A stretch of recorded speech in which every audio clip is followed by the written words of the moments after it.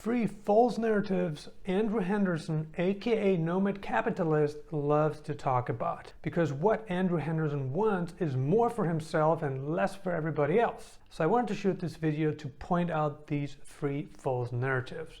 Let's get started with the first one.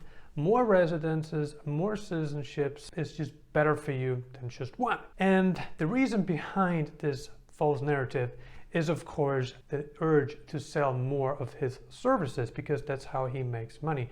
In order to understand a marketing campaign, you have to understand the goals of the people behind it. And we know that if he sells more services, he makes more money from his YouTube videos, he makes more money for each dollar that he puts in, and of course, that's what he wants. Now, is it really logical to suggest that more residences and more citizenships is better for every person? Of course it isn't. It all depends. Now, the whole narrative is that, you want to get rid of your current citizenship in order to obtain citizenship in a new country. And the places that he recommends very often are, of course, citizenship by investment countries. And those countries include, but are not limited to, St. Lucia, Dominica, Montenegro, just to name a few. Now, what I want for you is to really think about your long-term picture, because at the end of the day, if you obtain residence or citizenship in a country, you want to do that because you actually like that country.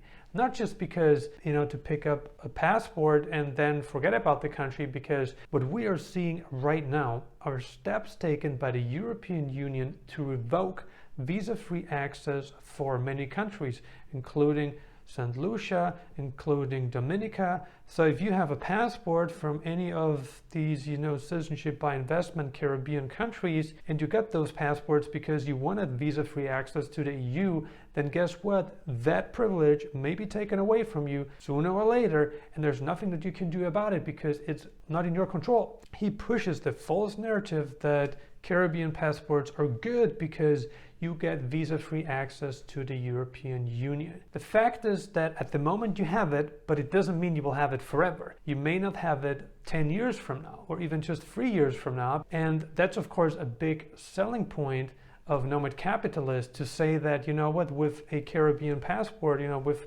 a St. Lucian, with a Dominican passport, you can get visa-free access to the European Union, where in reality that's not necessarily the case. Now, what I want for you is to consider really the long-term picture. What happens if the country, that you paid money to in order to get that passport loses strength over time?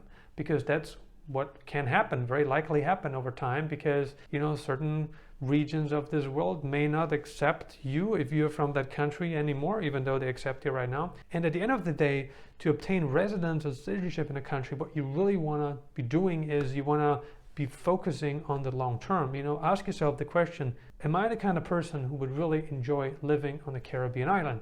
Now, if you like cool or cold weather, then a Caribbean island is just not for you. And if you don't like being on an island because you constantly get island fever, then that's, of course, another problem. If you suffer from island fever, then that's another problem, right? So an island is not for you. Then the question is really, what's the main purpose of getting the citizenship? Because if you don't want to live in that country, on that island, if you lose visa-free access to the most important countries, then what's the point? Is the point just to have a temporary option so you can establish citizenship somewhere else? But then you could have also kept your main passport, whatever it is, an American passport, a Canadian passport, an Australian passport.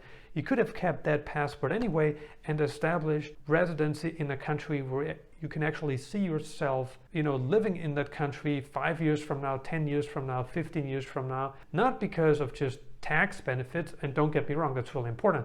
People want to, spend less money in taxes. People want to save money. They want to give less to the government. People want that. But at the end of the day, we don't know what the future holds, and tax laws change all the time, and visa rules change all the time. Visa policies change all the time, so nothing is guaranteed. False narrative number 2. There's no more freedom of speech in Western countries. That is so untrue that anytime I hear it, I have to laugh, because it is just completely false information, despite everything that happened during the pandemic, despite everything that happened because of, our current war that's going on with Russia, just everything that's been happening. Yes, I mean, you could argue that during the pandemic, we have lost freedom of speech in certain Western countries, and that's true. We've seen that, in Canada, where the Canadian government froze bank accounts of citizens that didn't comply with certain conditions. That's of course very annoying. You don't want to see that, but that happened in Canada. Did that happen in Denmark? Did that happen in Ireland? Did that happen in the United States? No, it didn't happen in those countries. So the false narrative that Andrew Henderson loves to push right now, especially since the pandemic, is that you have more freedom of speech in developing countries. You have more right of freedom of speech in developing countries than you have in Western countries, and that's just completely false. And just because our governments were controlling certain narratives or certain propaganda does not mean that freedom of speech doesn't exist anymore. And just because that was the case in a country like Canada, and I feel for Canadians, of course, because they can still not get into the country if they're unvaccinated, and that's obviously uncool. That's just really, really bad for them. If we take a look at Southeast Asian countries, they don't respect freedom of speech at all. We're talking about the Philippines, Thailand, Malaysia. The government of the Philippines says that foreigners cannot engage in any political activity in the country. Now, how does that make you feel if you are a foreigner living in the Philippines and what you really want is to call this your home? And you want to integrate, you want to be part of the country. But how can you be part of the country if you can't be honest about everything? How can you be part of the country if you can't, become a citizen? Or, you can become a citizen of the Philippines. But if you can't own land, if you can't own property, and if you can't freely express your thoughts on a particular subject, such as politics, such as a pandemic, how can you feel good about living in a country like that? And that is totally okay. You can totally do that in a Western country, in most Western countries, perhaps with the exception of Canada. Okay, let's just say Canada is an exception. Here's another article. This time we're talking about Thailand. The Thai court has sentenced a woman to 40 years in prison for insulting the monarchy. Thailand is a monarchy. Thailand pretends to be a democracy, but the country really isn't.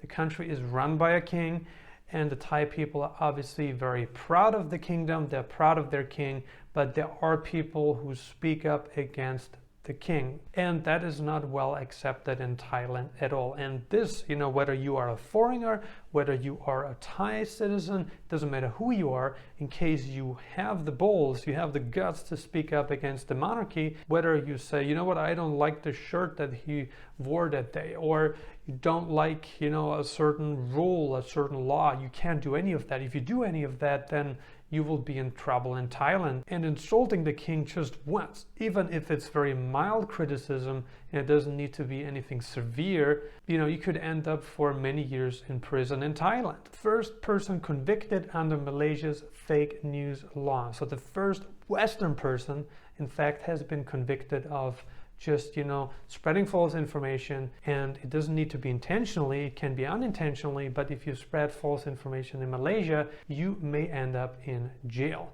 Now, this is just the cold hard truth, and I've seen hundreds and hundreds of cases like this, and if we were to discuss all of them in this video, this video would be probably 100 hours long, so we don't really have the time for that. But I just wanted to give you a brief overview of what actually happens when you do speak up against governments in Asia.